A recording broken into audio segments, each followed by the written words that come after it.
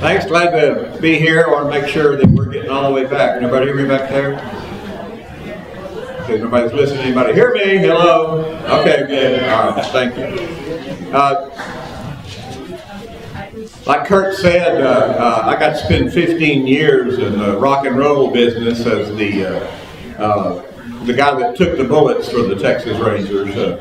Most of them would rather get in a gunfight than face a TV camera, so my job was to face the TV camera and speak in behalf of the Rangers and of course the rest of the DPS as well. But I got to deal with the Rangers from 1985 until 2000 virtually on a daily basis, and of course made a lot of friends in the Rangers.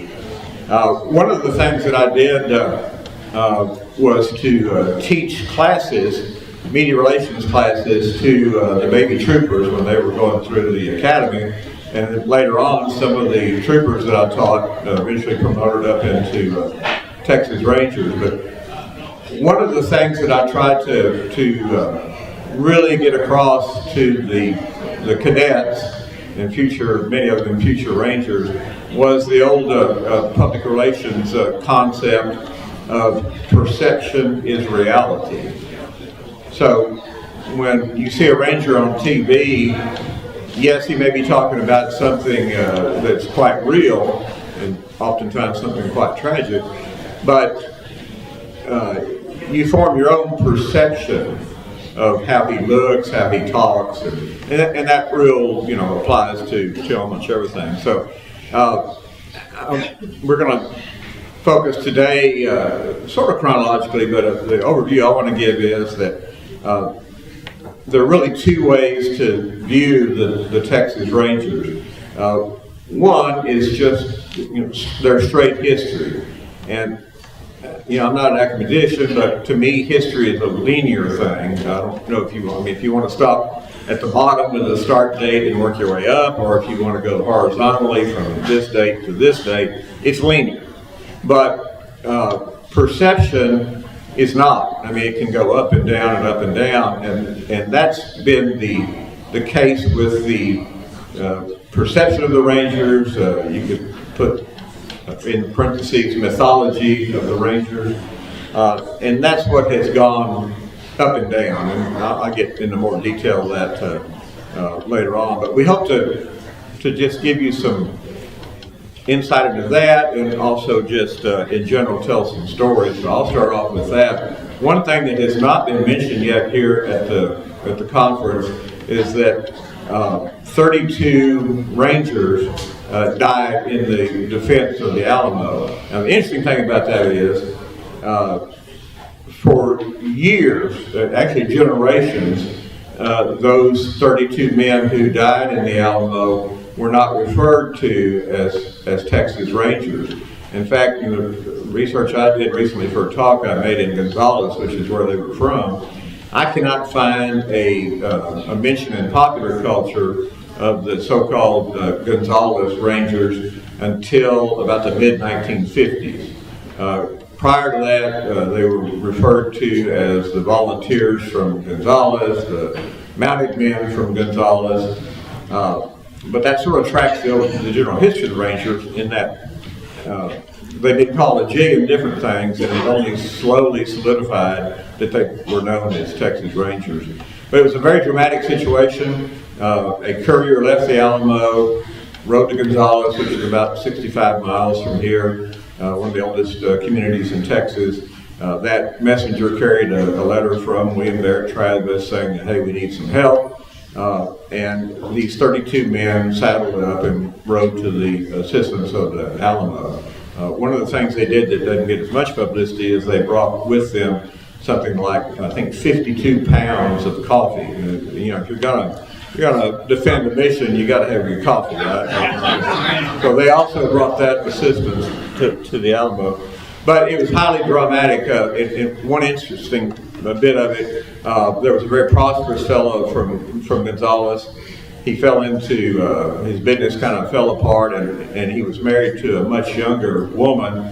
She left him for a much younger man, but when everybody saddled up that day to ride to the Alamo, the former husband saddled up along with the young man who stole his wife. And so they both rode off, and as you know, none of them came back. So that young lady was left as a grieving widow twice, I guess, if she hadn't regard for her first husband. And then there was another there was an 18-year-old, maybe 17-year-old, who was his father was going to go, and the father insisted, "No, you're too young. You stay behind."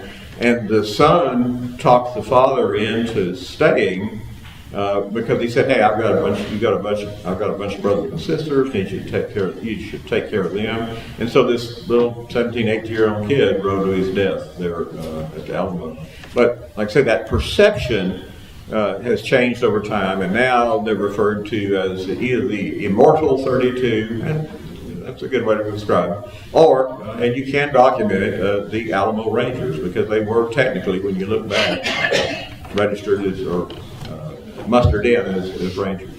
So, we'll go next to Dr. Weiss. He's going to talk about the Rangers, both the good Rangers and the bad Rangers for each particular area. And then we'll bounce back and forth, of course, for other things and questions. You want me to? You? Yeah, all right, you're up. Can you hear me out there? Yeah. If you get with any Ranger era, there's always three interesting questions. Which Ranger was the best? Which was the worst? And then which one actually did something but was able to influence the popular culture? From the newspapers, magazines in the old days to this TV, radio, and everything that we have today. That's different than just actually doing something.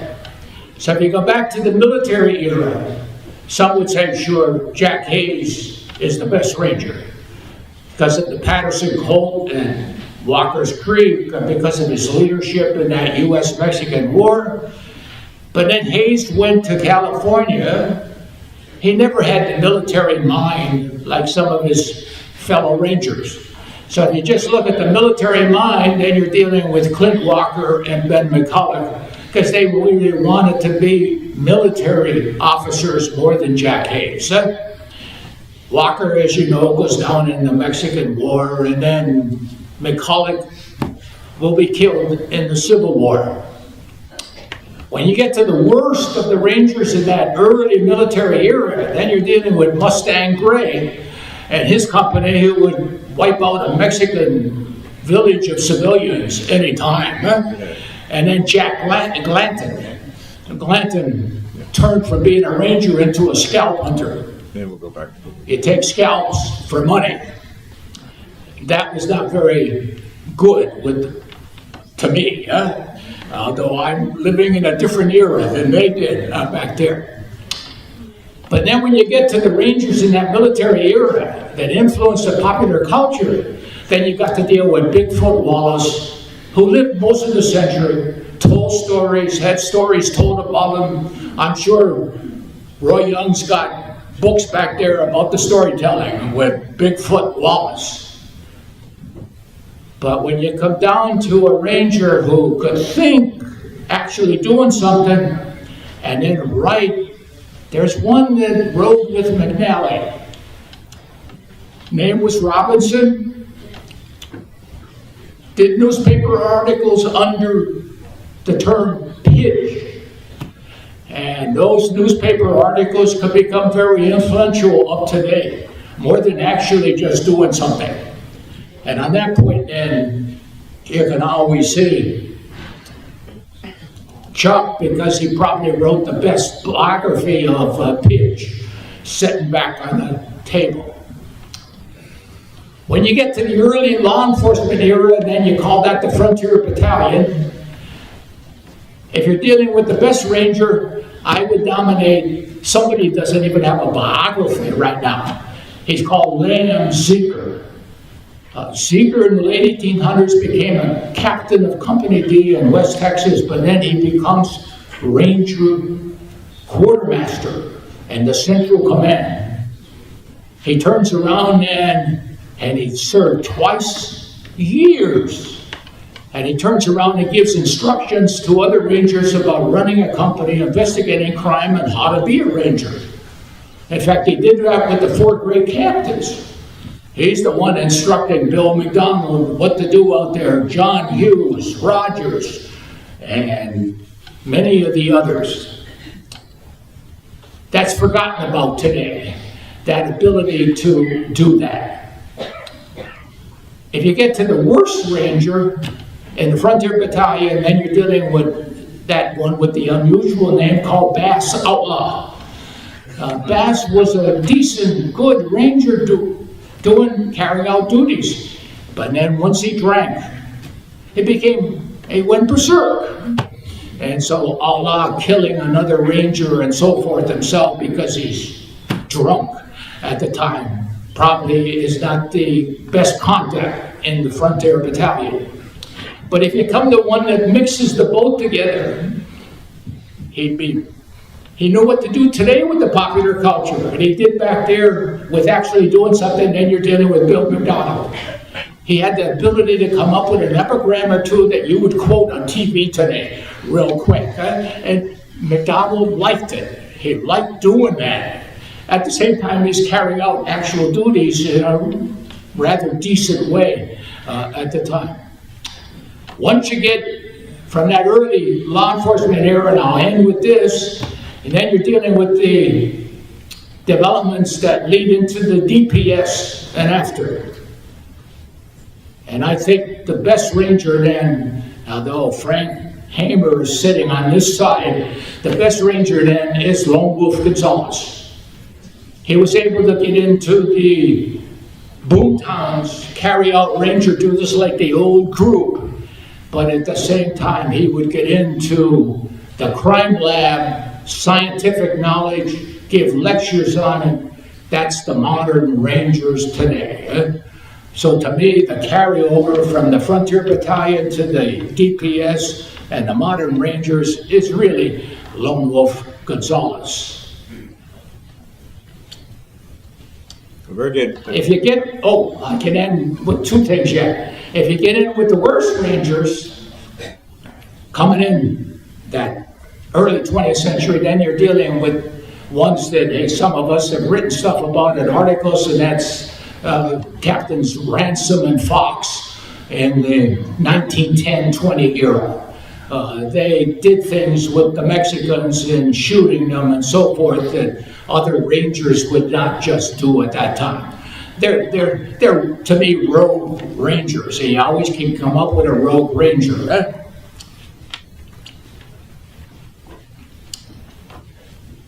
Then maybe the final thing is the ranger who mixes doing something with the pop culture. And the amazing thing to me is that of this whole modern era coming up to now, Lone Wolf Gonzalez did that the best. He was able to, once he left the Rangers, he became an advisor to Hollywood out there. I don't know too many Rangers that had a lot of early interrelationships with Hollywood, but Lone Wolf Gonzalez did. So that ability to carry something out, influence the popular culture like we have today, that was so important. And you got to remember, I probably should end by saying something about history in this current generation. You're in an era now. The debate is going on. We often thought revising history meant you wanted to take the old traditional story that we like and then put into it the minority groups, the environment, and all these other topics that maybe were downplayed and not carried out. That's what we talked about in revising. There's a younger generation now that believes revising means you get rid of the traditional story that we like to tell. You come up with a new story, the new version. And this will come from the academics in the universities. They will write it. You don't want to read it, but that's the new story that should take away the traditional story, wipe us right out. And that's a debate. I don't know how it's going to end. I better quit. Yeah. But, in about 1955, mid-1950s, W.W. Sterling wrote his memoir. He was the only Texas Ranger who rose from private through captain, and he later became the Adjutant General of Texas. The Adjutant General was the person in charge of the Rangers until 1935 with the creation of DPS. One of the things in this book, he took it upon himself to declare who he thought were the greatest Ranger captains of the 19th century and then the greatest Ranger captains of the 20th century. So Chuck Parsons is going to elucidate us on these great captains. Before I elucidate, Harold gave me a wonderful idea for another book. Harold informed you all there's no biography of Lamb Seeker. Lamartine Seeker was his first name. He had two brothers at least, Frank, who I think got killed in action, and another, Tom. So, as yet there's a lot of material out there, and somebody needs to take pen in hand and produce a biography of Lamb Seeker and his brother Ranger for a possible title. Another thank you for the plug on pitch. And in Mike's introduction, he mentions the difference during the years, and that's, for me, that was one of the problems, because in 1823, when this all started, Morrison needed 10 men to go protect the frontier, and that's fine for a name. And then you get 1874, it becomes the Frontier Battalion. And looking back over the past, you see Walter Prescott Webb and his history up to Reconstruction period. And as I recall, there wasn't Rangers during that time. The state police supposedly took over the duties. So research isn't easy. It's fun, but it's not easy. And then there were the special Rangers during Ferguson's, Ma and Pa Ferguson's time. But I'm going to say a few words about the four great Rangers. And if I'm not mistaken, it was Walter Prescott Webb when he produced his The Texas Rangers, A Century of Frontier Defense. He used the term the four great Rangers, who were Brooks, Rogers, McDonald, and John R. Hughes. Now, we get to the question of who was the greatest Ranger. Well, we can fight about that all day, I suppose. They all served at roughly the same time, and you'd have to check the muster rolls and so on to determine who served the longest.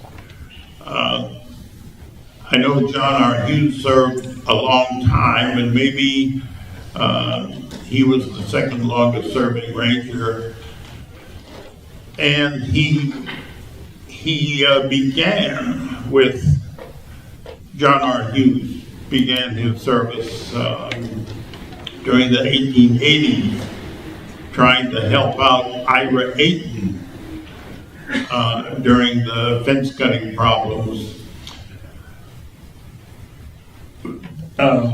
Mike, or rather Harold, can give you a snapshot picture of McDonald, and if Paul Spellman were here, he would be able to give you a snapshot of Brooks and Rogers. And interesting enough, there was only one time, I believe, where all four of the great captains were together in the same place at the same time, and that was during the Jaybird Woodpecker, or which feud of Texas was it? Jaybird, was it? I think that, and there were two or three of them there at Langtree that he brought up. Oh, Yeah. well, yes. And of course, the one time when all four and the Adjutant General, Mabry, we have that famous picture that was up on the screen a bit ago with all the other Rangers in a nice group photograph with Mabry and the four captains, McDonald, Rogers, Brooks, Hughes, standing together, and the other Ranger behind him. Great picture. My wife has a descendant who appears in that picture, I believe, by the name of James Maddox Bell, buried down in Stockdale. I think I would like to hear from John about Frank Hamer. Well, and John's going to talk about not only Hammer, but also kind of cover the 20th century from the time of the Mexican Revolution up until the creation of the Department of Public Safety. So, John? Yep. I'll kind of elaborate a bit on what I discussed yesterday. In one of the things that some of us have moaned and groaned about is this sort of misunderstanding about Western violence. And a number of writers in recent years have claimed that the gunfight at the OK Corral was the last big gunfight of the Old West, and it's almost laughable. And so I always bring up, when that happens, the Bandit War of 1915, which my math isn't too good, but that was at least a few years after 1881. And that involved these invasions of Mexican guerrillas, accompanied by an increase in smuggling and horse theft, which created this sort of panic in South Texas. And as a result, Governor Jim Ferguson, known as Pa Ferguson, who was, Texas historians can elaborate on this, I guess, but as far as I'm aware, he was by far the most corrupt governor in the history of Texas. And what he did was he sort of gave several ranger captains carte blanche to go out to the border and murder Mexican guerrillas and bandits. And of course, when you do that, you're going to end up with a lot of atrocities. And so what happened was he had appointed a guy named Henry Ransom. There's a book written about him that tries to hold him up as a great American hero, which is simply mind-boggling. All you got to do is read the Ranger reports in the Texas State Archives, and the real story of Henry Ransom was really, really violent.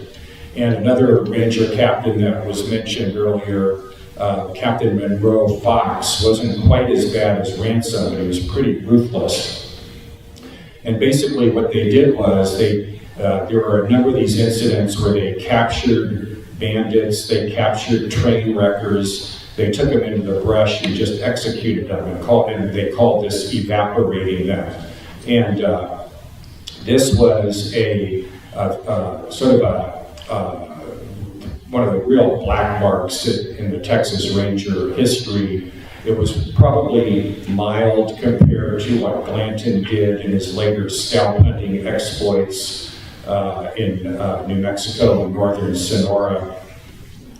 But this sort of thing happening, in a modern era right before World War II, created a real stink in South Texas, a public uproar. And what happened was in 1919, Jose Canales, who was a very prominent legislator, elected to the state legislature from an old family, a ranchero family in South Texas, he began an investigation into the state ranger force. And in one of the darkest moments of Frank Hamer's career, Hamer was very, very protective of the Rangers. He thought this was outrageous. He knew about some of these atrocities. I mean, one of them happened on the border in 1917 when members of Captain Fox's company go to this little village in the Rio Grande, in the Big Bend region of West Texas. And there was a bandit gang led by Chico Cano who had done a bandit raid, and the Rangers go into this village and they find some of the stolen property in the village, and probably the bandits had passed through and probably received some support from some of the villagers. So they took every able-bodied man in the village, lined them up against a stone wall, and executed them all. And this was part of the things that really concerned Jose Canales. So he began the Canales investigation in 1919. You can actually read almost all of the testimonies available online. And what happened was Hamer, he gets wind of this investigation about to begin, and he confronts Canales in Brownsville and threatens him. And Canales is so upset about this, he goes back to the state legislature and really aggressively pursues this, which ends up in a full-blown investigation of the state ranger force. And as a result, the testimony of these atrocities, especially Ransom and Monroe Fox, and Monroe Fox's defense was, well, I wasn't there for this massacre, but it was his guys that did it, so the buck rolls uphill in a military fashion, and he's the one that's responsible for it. So the end result of the Canales investigations is that the Ranger force, this god-awful pay of $40 a month, which had been the same pay, I think, since the 1880s, is increased. There's more emphasis on getting qualified law officers to serve as rangers. And shortly after that, Hamer, who is really blackened in the Canales investigation for threatening Canales, becomes senior captain of the state ranger force in 1921. Lone Wolf Gonzalez becomes a very active ranger. He's recruited about 1919 or so. The interesting thing about Lone Wolf Gonzalez is that ain't his real name. He spelled his name Gonzallas, and which is not a Spanish name. His real name was Gonzalez. You know, he claimed that he was from Spain, Port of Spain, Trinidad. He gave a couple other kooky stories. He claimed that his family was killed in the Galveston flood. Well, the family doesn't even appear in the 1900 census, which is just a few months before the Galveston flood. And he once, in an interview, said, "I ain't no damn Mexican." And that basically tells the whole story. He anglicized his name. I've never been able to figure out his real family background. There are several young men, one an adopted boy down in near Laredo with the same name who might be him, but nobody knows his real name. And he did this, and on the one hand, it's very dishonest to lie about who you are, but he did it because of the abject racism of the era. You know, he did not want to be seen as a Latino. He wanted to be seen as a state ranger. And so hopefully one day, if we're talking about books to write, somebody could do a full biography. There's two biographies of Lone Wolf Gonzalez, but the author of one is a really nice guy. He was a neighbor of Lone Wolf Gonzalez in the 1960s and just wrote down all of his stories verbatim. And obviously what you need to do is combine that with first primary source research and do a correct biography. So hopefully we'll find out who he was at some point. But he was definitely one of the Rangers, along with Hamer, who brought the state Ranger force into the 20th century. And this campaign against the Klan in the 1920s is a good indication. Then what happens is in 1930, Jim Ferguson, he's been removed. He's the only Texas governor ever impeached in 1917 because of corruption. He's impeached. So his wife, he puts his wife, Ma Ferguson, almost as a figurehead to run for governor again, because he's banned for life from running for governor. And she turns out to be as corrupt as her husband. There's a very popular story where she's entering the state building in Austin, and some gentleman accidentally bumps her by accident. And what happened is, I have to go back and tell, that one of the main things of items of corruption that they did was to sell pardons to convicted felons. So the families would come in, and there are many stories about how Ferguson kept the cash in a bowl in his office or a basket, and then he would scoop up the basket and carry it into the safe. And so this was notorious that the Fergusons, that Jim Ferguson and Ma Ferguson were sort of partners. They both equally governed Texas. Jim Ferguson was the sort of the puppet master behind the scenes. So anyway, this gentleman bumps into Ma Ferguson by accident and says, "Pardon me." And she says, "Oh, bring your wallet up to my office and we'll get the papers done now." So in any event, she then disbands the Ranger force. She fires Hamer and everybody else. They all couldn't stand her because they knew she was corrupt and her husband was corrupt. The Rangers, but what they did, which was illegal today, they actively campaigned against Ma Ferguson in the election. So of course she fired them all as soon as she was elected.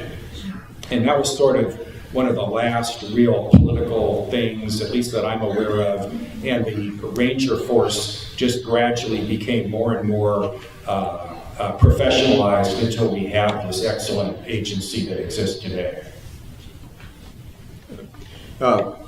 Speaking of Ma Ferguson, you heard the Ranger yesterday said that there are presently 5 female Texas Rangers, 2 captains and 3 sergeants.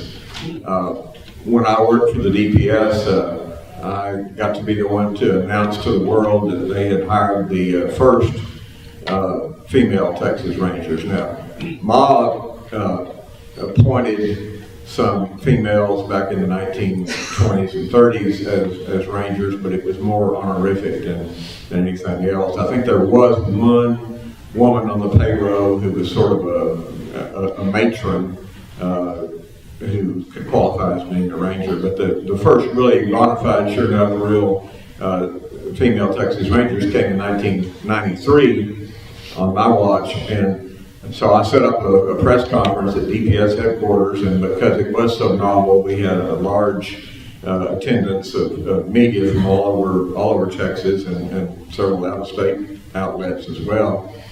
After the ceremony where they got their Silver Star pinned on, I arranged TV interviews with these 2 women and reporters in their area particularly.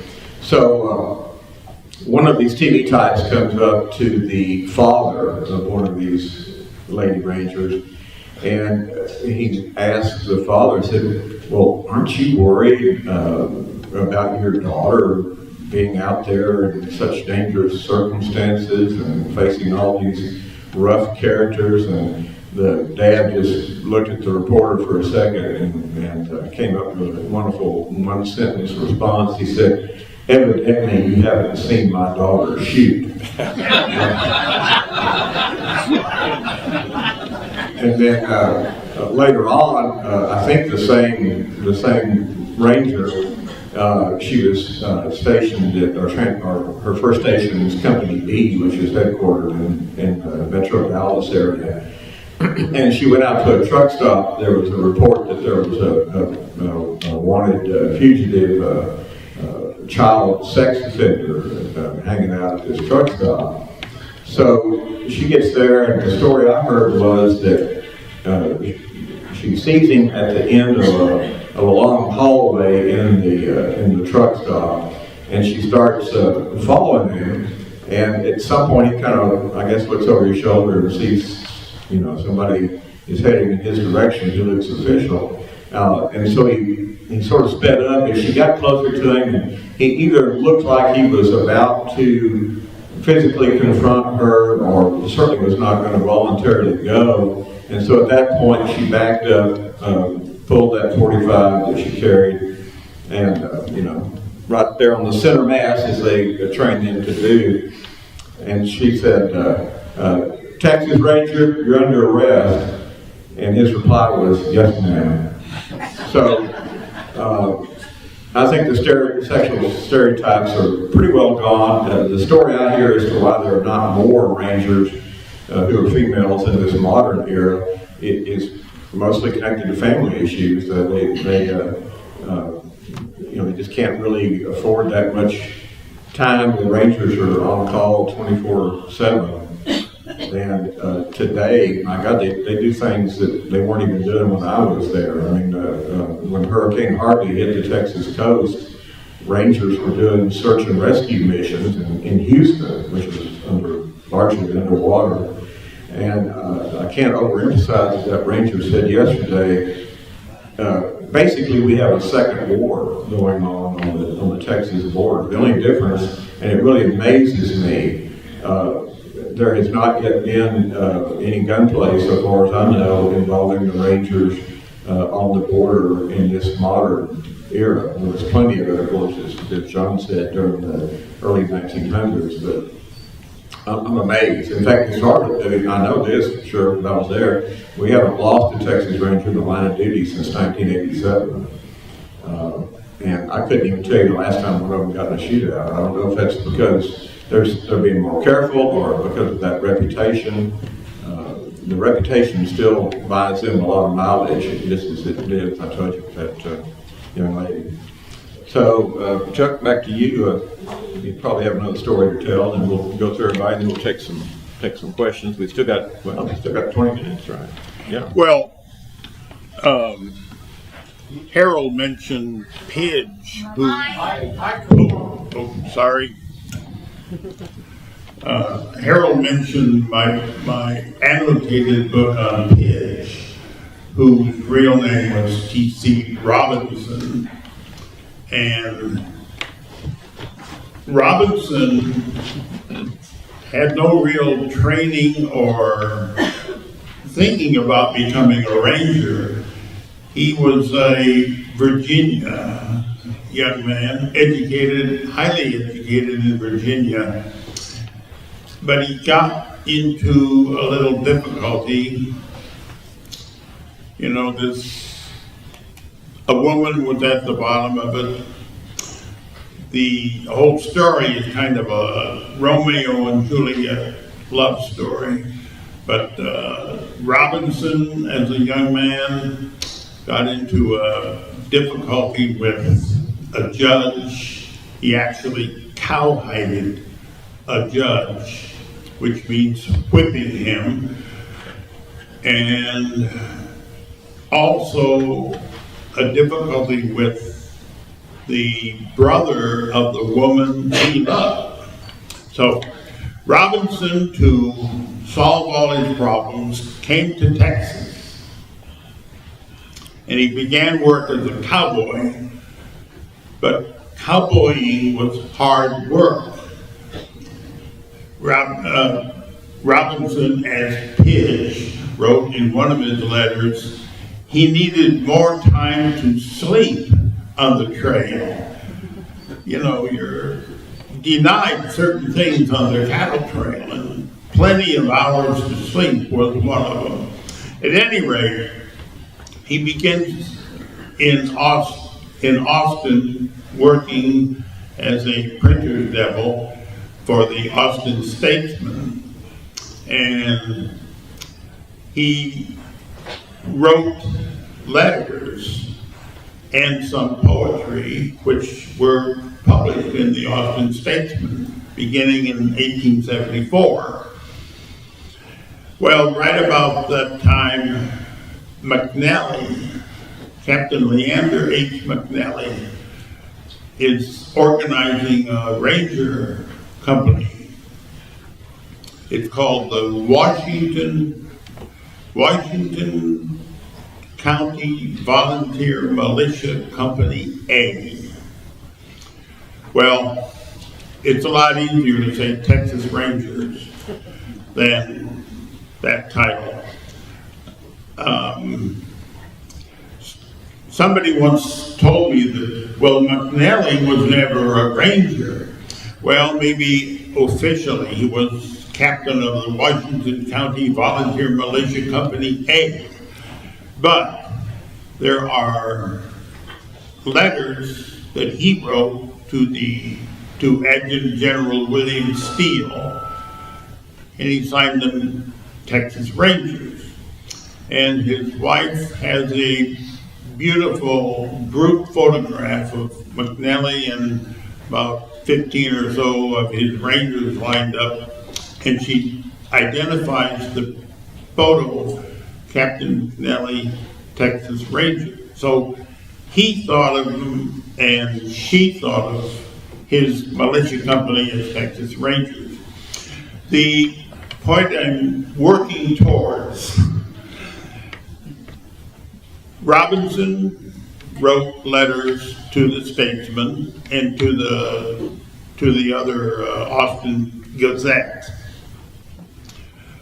His first bunch were letters about cowboying, visiting the lunatic asylum, and various other things. The second group of letters is about dealing with the Sutton-Taylor feud in DeWitt County. The third section is he and the company being sent to the Rio Grande to settle the border question, which in 1875 and 1876 amounted to basically stop Cortina's men from stealing cattle from Texas ranchers. Then, I won't tell you the end of the tale because it's too sad. But it does have an end, and amazingly, McNally lost one ranger during his years as being a captain. And it happened in his battle with Mexican raiders on the Palo Alto Prairie battlefield, from the Civil War, Palo Alto Prairie battle. He had ordered his men, when we're going to raid on this band of cattle thieves that has a large herd of stolen cattle. When you pick out a target, stick to it, follow him, don't deviate to the right or the left. Stick to it until you get your man. Two of the men in McNally's company at that time were Smith. They were a father and son. And the older Smith wanted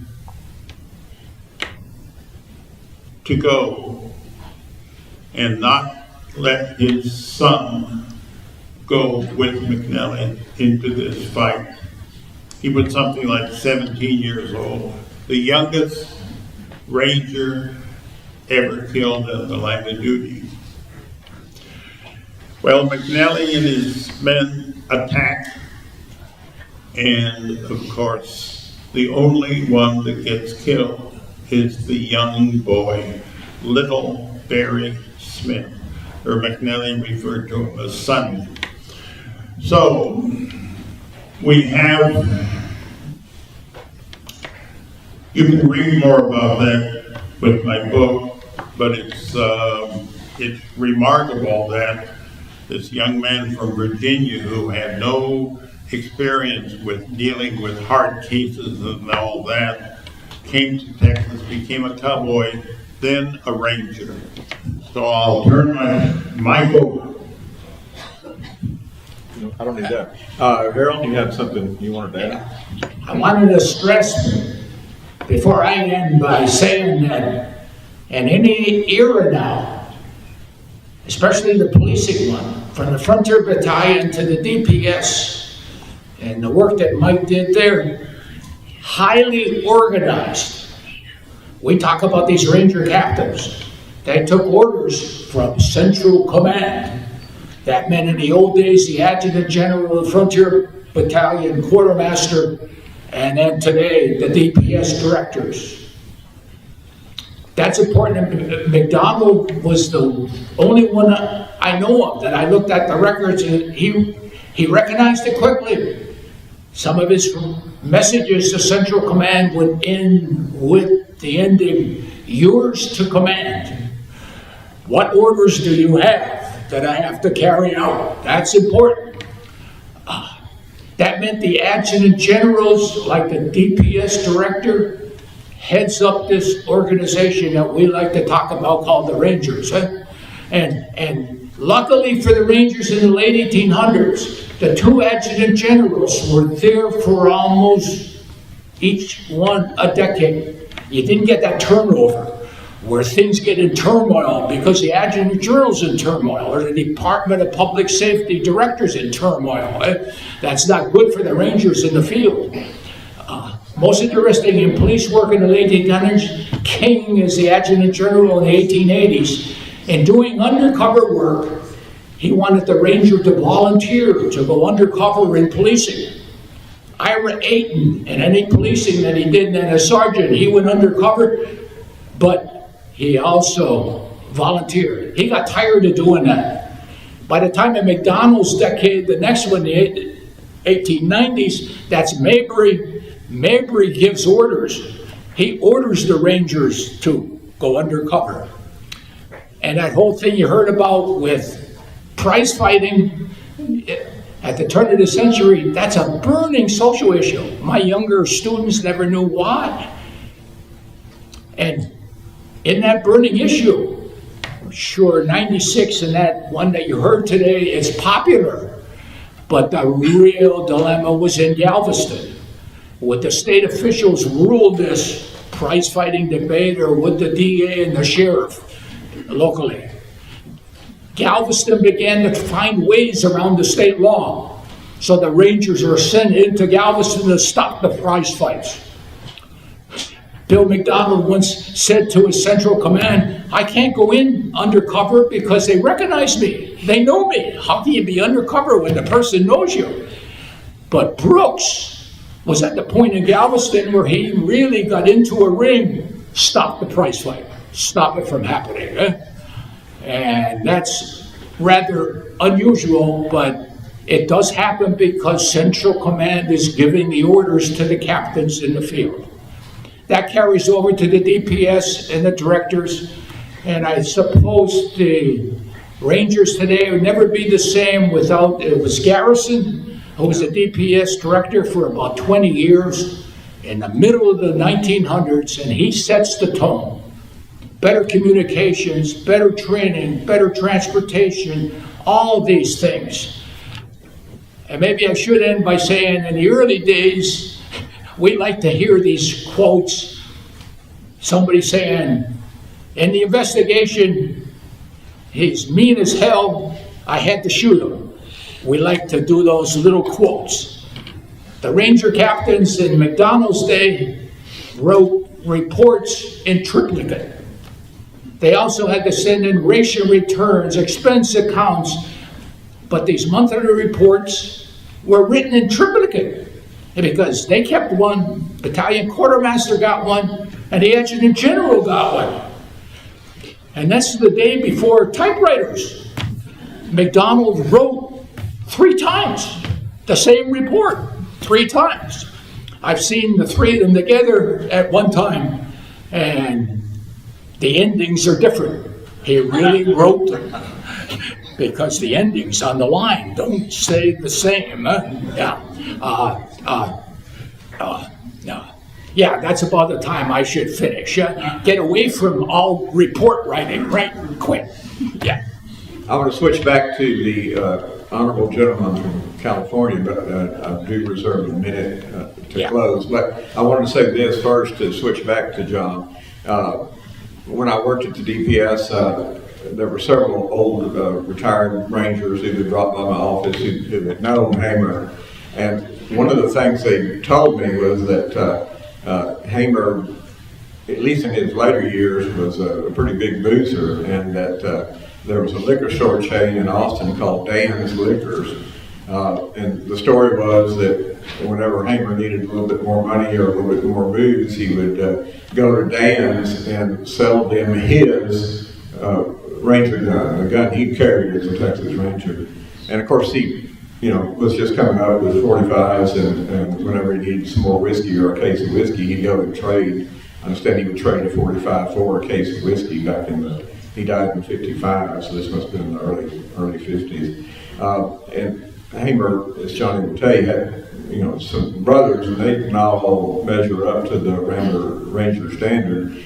One story that I heard from Harrison Hamer, who was a relative of the captain, was that Flavius Hamer, who was one of Captain Hamer's brothers, he was out in the Big Bend during the bandit trouble, and I knew a woman named Hallie Stillwell who taught school in Presidio during the bandit trouble, and she wore a 6-shooter over her dress, and I said, well, to protect you from the bandits? And she said, no, to protect me from the Texas Rangers and the U.S. Cavalry troopers. But Flavius was out there, and one day a young lady's husband came home, and at that moment Flavius was in there with that married woman. He made a hasty departure out the back window, according to what Harrison told me. And the husband came in, and the woman was somewhat disheveled, and she said, "Oh my God, thank God you're here. There was a man in there tried to outrage me." And so the husband believed that and contacted law enforcement. And according to this story that Harrison told me, Flavius was the ranger sent out to investigate his own intrusion into the house, and amazingly, he was never able to come up with a suspect in that case. So you probably know more about me. I know you don't know more about Frank, but I just wanted to echo his points. And like I said, I need 1 minute back before we go. Well, actually, I just have a question for you guys. Is there any truth to the story that Captain Bill McDonald created that one riot, one ranger statement?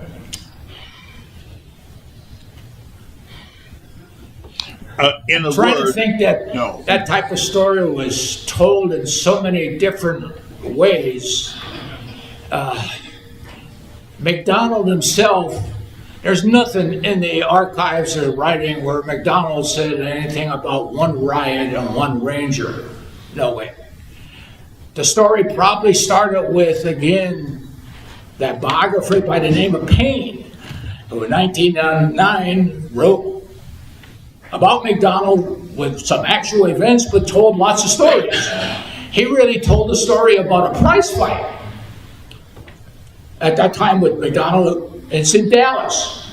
I don't know of any prize fight in Dallas that McDonald got involved in. Galveston? Yeah, okay. His story is that McDonald gets off the train because of that prize fight. And then the mayor says, "Where's the rest of your company?" And then McDonald supposedly says, "You only have one prize fight. That's it." How that turned into the riot busting, one ranger, one riot. You got to deal with the pop culture and all the historical fiction writers who will change it into all types of stories, right? In all types of ways. McDonald is better remembered by another quote that he, his own little maxim, other rangers would believe it, was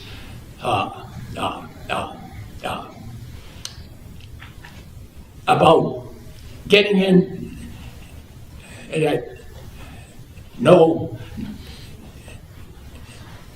no outlaw could stand up against the ranger who keeps on a coming. He's pretty famous for that time. He really did believe that. But the one story that is always told about, that came, and when I researched it, it meant, some said newspapermen, some said politicians, so forth. It came in the raid in Brownsville that McDonald and the other rangers had to get involved in. And in that raid, U.S. troops, black troops stationed, are accused about being in the raid. So there's U.S. Army investigators. It's Major Bloxham who does an investigation. And in there, he said that McDonald is so popular in South Texas that he would charge hell with a bucket of water. And that phrase has stuck. It didn't come from McDonald. He didn't say anything like that. It's just a U.S. Army investigator saying it, and then the novelists love to take these things over and make them bigger and bigger and bigger. Now, what's actual and what's not, I'm not even sure anymore. Thank you. When I was a young reporter out in San Angelo in the late 60s, there was oil fields difficulties, and there was some sabotage at a pump site, and I went out there to cover it for the newspaper, and there was not one but two Texas Rangers there. There was one that was stationed in Alpine that had come down, and the other one from Ozona had come down. The one from Ozona was the son of A.Y. Ali, who was one of the more famous 20th century Ranger captains.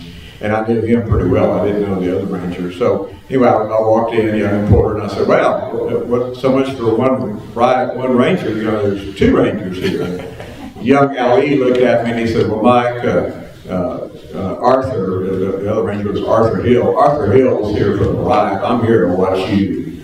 So, I want to close out with a mass commercial.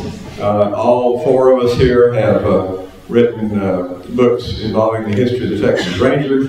All of those books, or most of those books, are available back at our respective tables. And I want to assure you that there's absolutely nothing to the rumor that we charge for autographs. We sign books for you absolutely for free. And